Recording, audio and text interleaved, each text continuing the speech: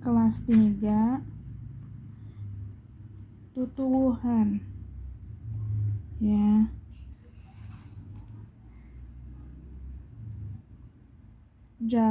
Ngajawab pananya.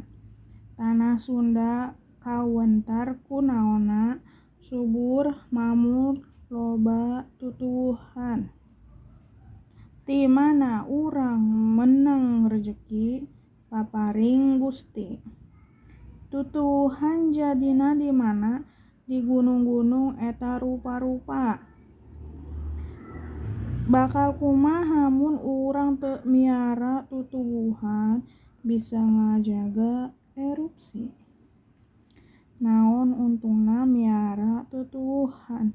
Supaya nagri walagri jauh tina gogoda jeung pancabaya. Cihujan nu palit jadi naon? Cileuncang.